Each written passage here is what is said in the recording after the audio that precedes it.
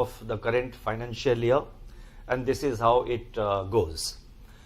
In the recent years, the world has gone through one crisis after another, and the pattern continues. Even against this backdrop, the Indian economy exhibits strong fundamentals together with financial stability and positive growth momentum. Nevertheless, we need to remain vigilant in an unsettled global environment. The new realities brought about by technological advancements, supply chain realignments, trade and financial fragmentation, and climate change pose opportunities as well as challenges. In this milieu, India looks ready to embark upon a new era of transformation aided by a favorable demography, improving productivity and technology, and a conducive policy environment. The confluence of these factors brightens the prospects of sustained high growth in India in the years ahead. As the Reserve Bank approaches its centenary year, that is RBI at 100, it will gear up even more to remain future ready for India's fast-growing economy. It will take steps to enhance India's global footprint. For our journey during the next decade, we have drawn up strategies consisting of policy actions towards positioning the Reserve Bank as a model central bank of the global south. The agenda for the run-up to RBI at 100 is documented in the annex to this statement. I urge all keen observers of the Indian economy and the financial system to take a close look at these action plans. This is not a static document. It cannot be a static document, as we are living in a dynamic world. Our endeavor will be to continually update it as may be required from time to time. I would now turn to the decisions and deliberations of the Monetary Policy Committee. The Monetary Policy Committee met on 5th, 6th and 7th June. After detailed assessment of the evolving macroeconomic and financial developments and the outlook, the MPC decided by a 4:2 majority to keep the policy repo rate unchanged at 6.5%. Consequently, the standing deposit facility, that is SDF, rate remains at 6.25%, and the marginal standing facility, that is MSF rate, and the bank rate at 6.75%. The MPC also decided by a majority of 4 out of 6 members to remain focused on withdrawal of accommodation to ensure that inflation progressively aligns to the target while supporting growth. I shall now briefly set out the rationale for these decisions. The inflation growth balance is moving favorably. Growth is holding firm.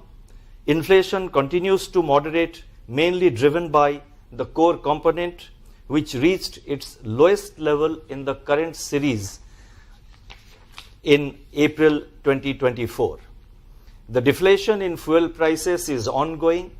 Food inflation, however, remains elevated.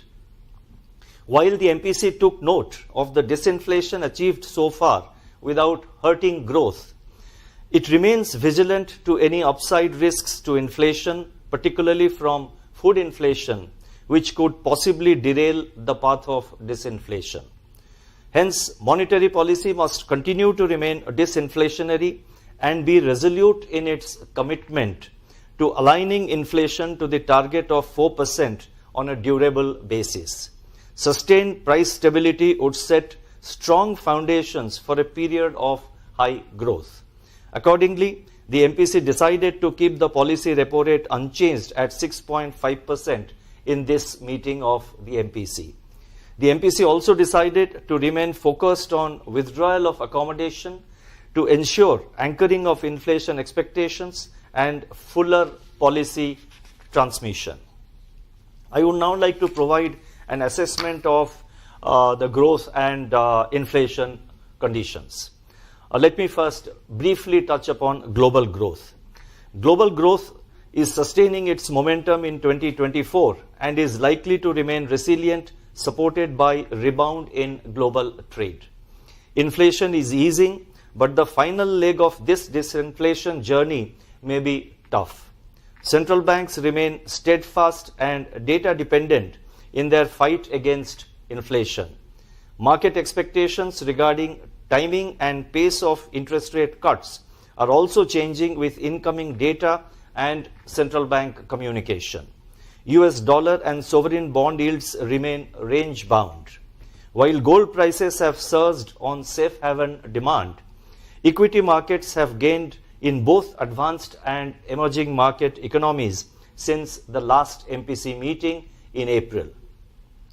Let me focus now on the domestic growth conditions. The provisional estimates released by the National Statistical Office, NSO, placed India's real gross domestic product, that is GDP growth, at 8.2% for the year 23-24. During 24-25, that is during the current year so far, domestic economic activity has maintained resilience. Manufacturing activity continues to gain ground on the back of strengthening domestic demand. The 8 core industries posted healthy growth in April 2024. Purchasing Managers Index, that is PMI in manufacturing, continued to exhibit strength in May 2024, and it is indeed the highest globally. Services sector maintained buoyancy as evident from available high-frequency indicators. PMI services stood strong at 60.2 in May 2024, indicating continued and robust expansion in activity. Private consumption, the mainstay of aggregate demand, is recovering. And it is recovering with steady discretionary spending in urban areas. Revival in rural demand is getting a fillip from improving farm sector activity. Investment activity continues to gain traction on the back of ongoing expansion in non-food bank credit. Merchandise exports expanded in April with improved global demand. Non-oil, non-gold imports entered positive territory. Services exports and imports rebounded and posted a strong growth in April this year. Looking ahead, the forecast of above normal southwest monsoon by the Indian Meteorological Department, that is IMD, is expected to boost Kharif production and replenish the reservoir levels. Strengthening agricultural sector activity is expected to boost rural consumption. On the other hand, sustained buoyancy in services activity should continue to support urban consumption. The healthy balance sheets of banks and corporates, government's continued thrust on capex, high capacity utilization, and business optimism augur well for investment activity. External demand should get a fillip from improving prospects of global trade. Taking all these factors into consideration, real GDP growth for the current financial year 2024-25 is projected at 7.2%. Let me repeat, the GDP growth that we are now projecting for the current financial year 2024-25 is 7.2%, with Q1 at 7.3%, Q2 at 7.2%, Q3 at 7.3%, and Q4 at 7.2%. The risks are evenly balanced. I would now like to focus on inflation. CPI headline inflation softened further during the months of March and April, though persisting food inflation pressures offset the gains of disinflation in core and deflation in fuel groups. Despite some moderation, pulses and vegetables inflation remained firmly in double digits. Vegetable prices are experiencing a summer uptick following a shallow winter season correction. The deflationary trend in fuel was driven primarily by the LPG price cuts in early March. Core inflation softened for the 11th consecutive month since June 2023. Services inflation moderated to a historic low, and goods inflation remained contained. The exceptionally hot summer season and the low reservoir levels may put stress on the summer crop of vegetables and fruits. The Rabi arrivals of pulses and vegetables need to be carefully monitored. Global food prices have also started inching up. Prices of industrial metals have registered double-digit growth in the current calendar year so far. These trends, if sustained, could accentuate the recent uptick in input cost conditions for farms.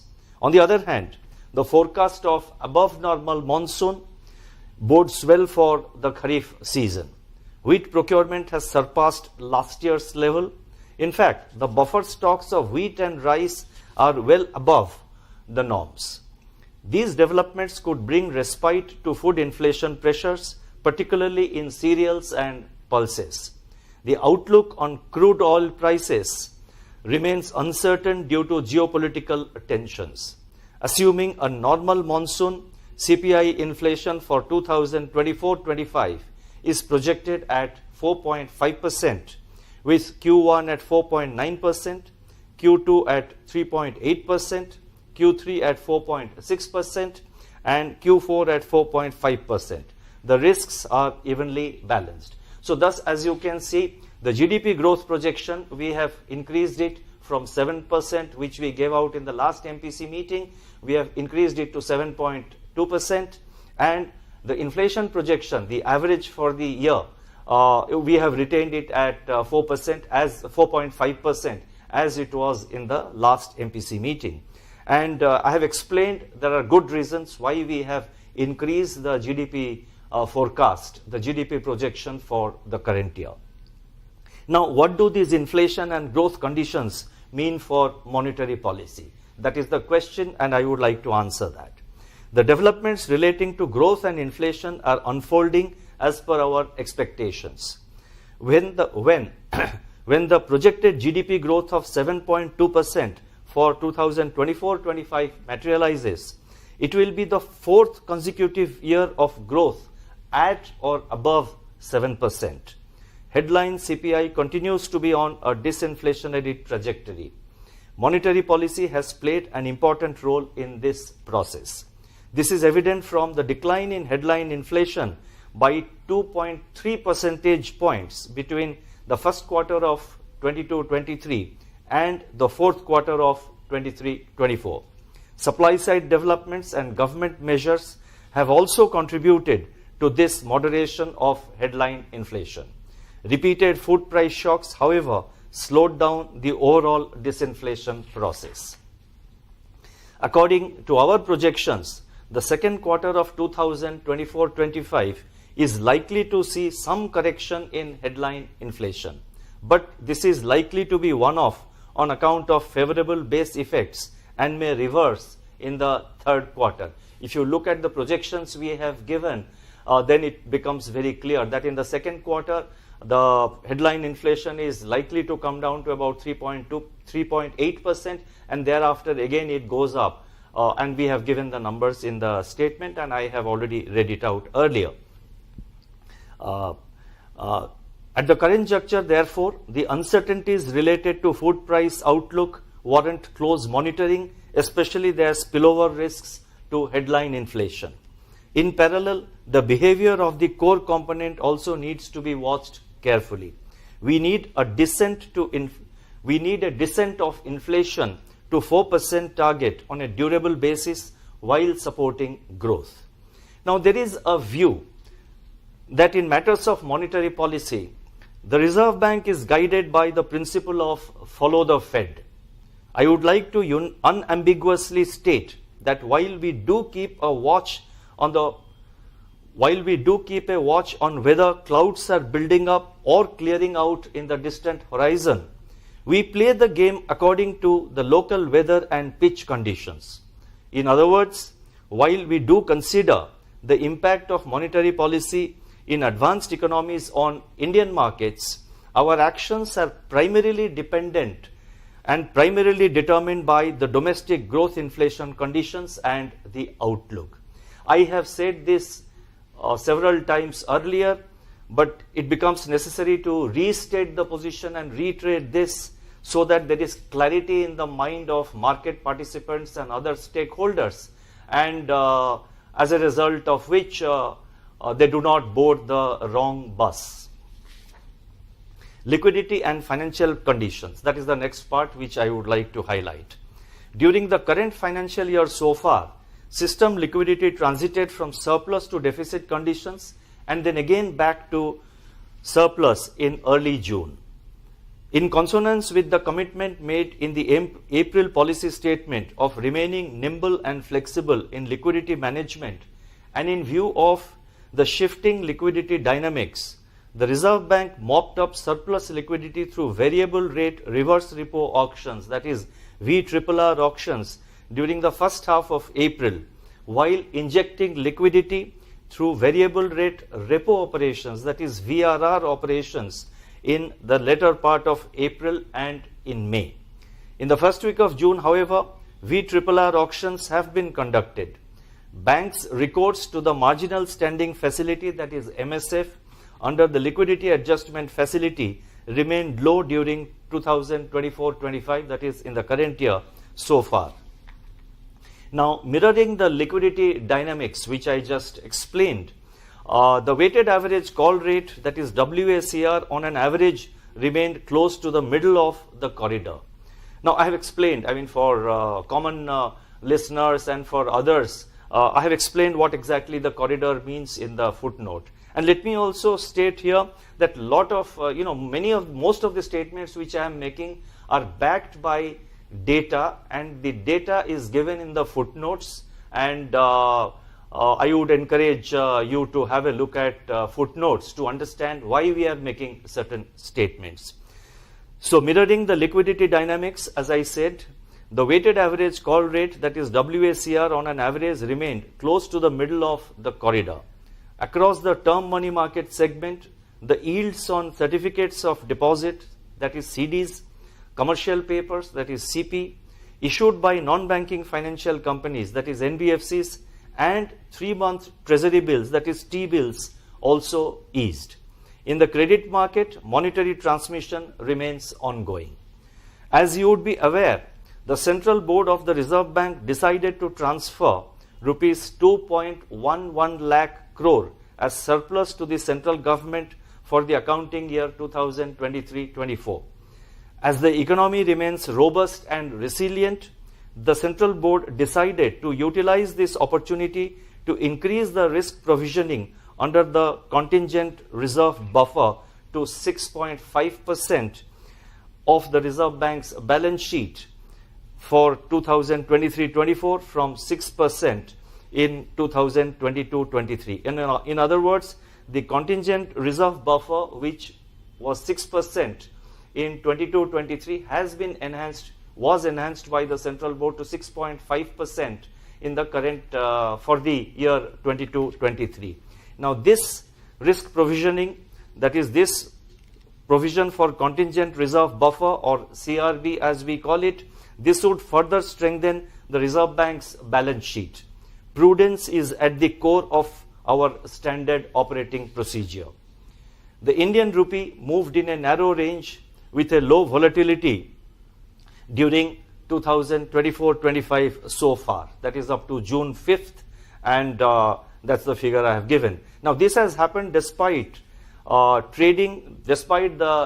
rupee trading under pressure amidst foreign portfolio, that is FPI outflows.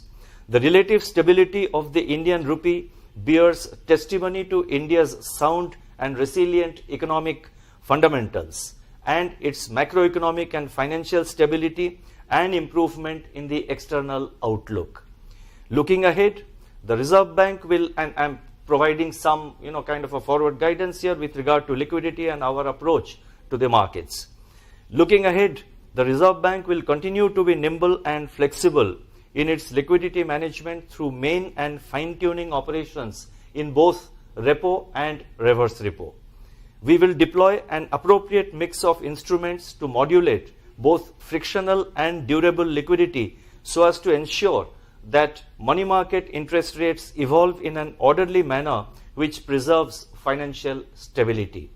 As our actions over the recent period have shown, the Reserve Bank stands committed to maintain stability and orderliness in all segments of financial markets and institutions regulated by it. I would like to read this sentence once again for clarity. And it's not just for clarity, but to reiterate the position. As our actions over the recent period have shown, the Reserve Bank stands committed to maintain stability and orderliness in all segments of financial markets and institutions regulated by it. And this is consistent with our approach, which we have been adopting. Even during COVID times, we adopted the same approach, and thereafter we have continued. So therefore, our focus is to ensure stability and orderliness in all segments of financial markets and institutions which are regulated by the Reserve Bank. I would now turn to financial stability. The annual financial results of 2023-24 indicate that the banking system remained sound and resilient, backed by improvement in asset quality, enhanced provisioning for bad loans, sustained capital adequacy, and rise in profitability. The non-banking financial companies, that is NBFCs, also displayed strong financials in line with the banking sector. Notably, the gross non-performing assets, that is the GNPAs of scheduled commercial banks and NBFCs, are below 3% of total advances at the end of March 2024. It is important that regulated entities should continue to improve their governance standards, risk management practices, and compliance culture across the organization. In November last year, we had flagged certain concerns on excessive growth in unsecured retail loans and over-reliance of NBFCs on bank funding. Recent data suggests that there is some moderation in these loans and advances. We are closely monitoring the incoming data to ascertain if further measures are necessary. The boards and top management of regulated entities should ensure that risk limits and exposures for each line of business are kept well within their respective risk appetite framework. The persisting gap between credit and deposit growth rates warrants a rethink by the boards of banks to re-strategize their business plans. A prudent balance between asset and liabilities has to be maintained. Customer protection remains on top of the Reserve Bank's priorities. In general, we have observed that the guidelines on key fact statement, in fact, I have explained key fact statement also in the footnote. The customer protection, as I'm just repeating, customer protection remains on top of Reserve Bank's priorities. In fact, it would be of interest to you that in this year's annual report, we have a separate box item which lists out the customer-centric measures that the Reserve Bank has taken. And in the same vein, we have also a box item in the annual report which has just been released recently. There is a box item on the number of regulatory measures which were taken after carrying out stakeholder consultations. And these two box items, I would encourage those who are interested to please have a look at them. So in general, we have observed that the guidelines on key fact statement are followed. But a few regulated entities still charge fees, etc., that are not specified or disclosed in the key fact statement, that is KFS. It has also been observed that in some microfinance institutions and NBFCs that the interest rates on small value loans are high and appear to be usurious. The regulatory freedom enjoyed by the regulated entities in respect of interest rates and charges should be used judiciously to ensure fair and transparent pricing of products and services. The Reserve Bank continues its constructive engagement with such financial entities to safeguard the interest of customers and ensure overall financial stability. Now, let me make it very clear that, we are observing all these trends, and our focus is always to interact, to, engage with the sectoral players, to engage with the individual banks or NBFCs or the MFIs and encourage them to take necessary corrective measures, because it's for the regulator and the regulated entities together. We have to work to ensure that your health, that is the health of the banks and NBFCs and the microfinance institutions, remain robust, the health remains good, and if that happens and when that happens, it's good for the economy. I'm not saying that there is any big amount of problem at the moment. Overall, as I have said, let me again re-emphasize the banking sector, the NBFC sector, the MFI sector, overall financial sector remains healthy and stable. But there are a few outliers and I was mainly focusing on them. Let me now turn to the external sector. With lower trade deficit, robust services export growth and strong remittances, the current account deficit is expected to have moderated in Q4 2023-24.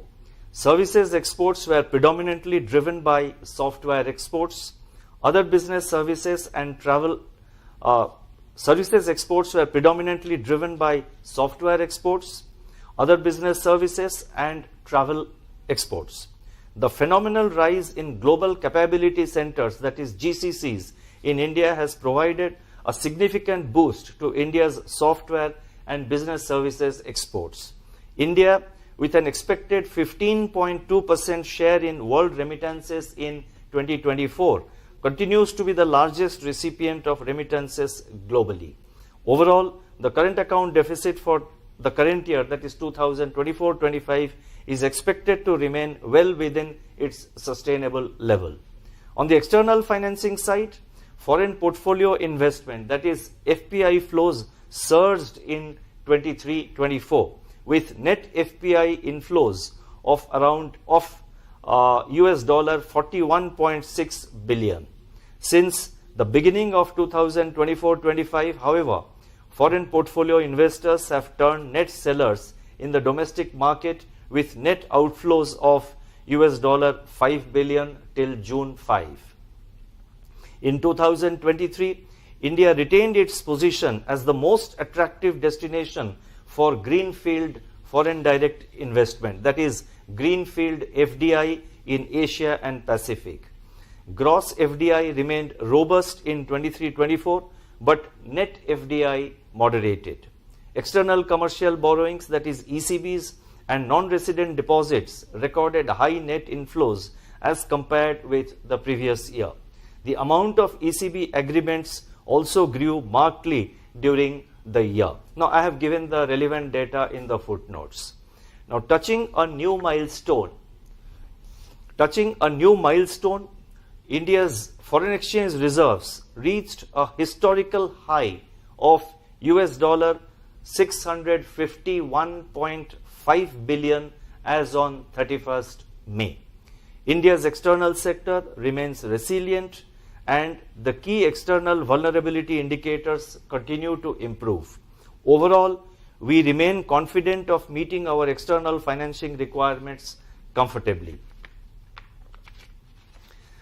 I shall now announce certain additional measures, and there are, I think, about there are few of them. And at the end, in the concluding para, I would like to also provide some guidance for, the way forward. The first announcement relates to review of limit for bulk deposits in banks. On a review of bulk deposit limit, it is proposed to revise the definition of bulk deposits as single rupee term deposit of 3 crore, rupees 3 crore and above for scheduled commercial banks, excluding the regional rural banks, and this also is applicable, that is from, this definition of single rupee term deposit of 3 crore is applicable to both scheduled commercial banks and SFBs and not RRBs. Further, it is also proposed to define the bulk deposit limit for local area banks as single rupee term deposit of rupees 1 crore and above as applicable in the case of RRBs. The next announcement relates to rationalization of guidelines for export and import of goods and services under the Foreign Exchange Management Act, that is FEMA 1999. In view of the changing dynamics of international trade and in line with the progressive liberalization of foreign exchange regulations, it is proposed to rationalize the extant FEMA guidelines on export and import of goods and services. This will further promote ease of doing business and provide greater operational flexibility to authorized dealer banks. Draft guidelines will be issued shortly for stakeholder feedback. The next announcement relates to setting up of a digital payments intelligence platform. The Reserve Bank has taken a number of measures over the years to deepen digital payments while ensuring their safety and security. These measures have boosted consumer confidence. Growing instances of digital frauds, however, highlight the need for a system-wide approach to prevent and mitigate such frauds. It is therefore proposed to establish a digital payments intelligence platform for network-level intelligence and real-time data sharing across the digital payments ecosystem. To take this initiative forward, the Reserve Bank has constituted a committee to examine various aspects of setting up this platform. The next announcement relates to inclusion of recurring payments with auto-replenishment facility under the e-mandate framework.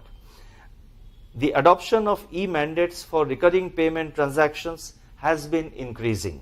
It is now proposed to include payments such as replenishment of balances in FASTag, National Common Mobility Card, that is NCMC, etc., which are recurring in nature but without any fixed periodicity in the e-mandate framework.